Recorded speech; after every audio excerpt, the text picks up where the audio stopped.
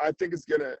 I can't predict honestly because it's in a time since I've been around and I've been alive. I don't remember it being this strong of an impact, and it reaching this many people and this many people being upset, emotional about it, because the way the world has been, it's been kind of, even when in 2016, 2017, when those guys were making it about police brutality and just changing it and inequities that we live in as African Americans, they found a way to dull down that message and to divert it and make it about something else, in a way to avoid the conversation. And I think this time it's too full-fledged and most people are actually getting the messaging and seeing it firsthand. Nobody can turn their eyes away. Nobody can turn away from what they're seeing. And any human with any true empathy in them for their fellow human being would feel that it's wrong. And, that's why sometimes you sit there and to make the point to people who don't get it, if that was, you have to try to take yourself out of seeing that as a random stranger and see that as one of your own, see that as one of your brothers, your sisters, your cousins, your mom, your dad. And then that feeling that evokes should energize you to add yourself to the fight. And I think that's why I think this will last a lot longer and the impact will be greater. I think having some people of color represented in the general manager space, the front office space, obviously head coaches, that would go a long way. They've tried their best to throw money behind it for a long time, and it takes more than that. It takes you literally calling out bigotry, and being motivated, not just letting it be a fad and fleeting.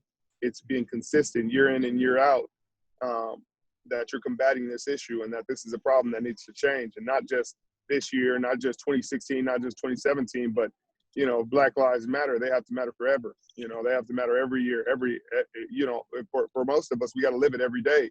And so many people are talking about, hey, I'm so tired of dealing with these politics in sports, man. I'm so tired of having to deal with these race issues.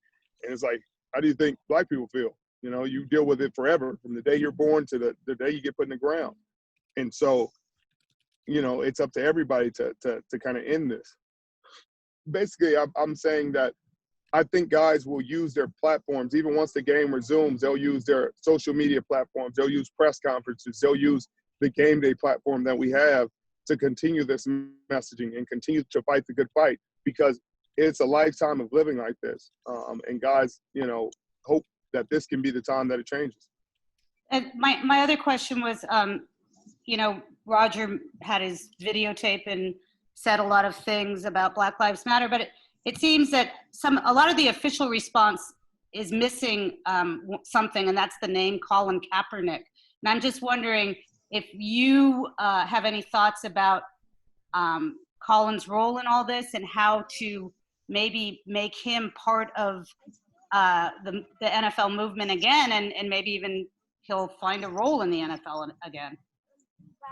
Well, that's the thing. The NFL is a PR machine, and they know how to construe the messaging to get their point across and to appease and pacify the public without overstepping what they consider their moral high ground, and stepping off of that pedestal. And that's the unfortunate part. I don't know, and that's a question that would be up to you asking Roger Goodell or these owners who haven't employed him.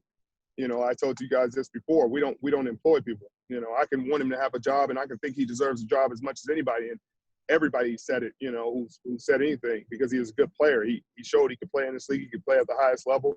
So he deserves a job. But in order to answer those questions, I had to be one of the decision makers who didn't give him a job. And I'm not that person, and I think that until those people are asked those difficult questions, we'll never get the answers.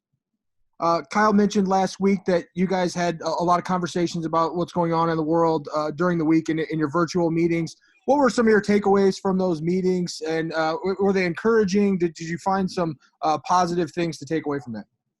Oh, there are tons of positives to take away. It's great to just see how much they care, how much Kyle and John and Prague and this organization, Jed, care about these issues. And, you know, a lot has been made about them throwing money at the issue, but I think there's a lot more at the foundational level that has been done by not only our coaching staff, but our players, our front office, our ownership, to really make a difference and make a change in this world.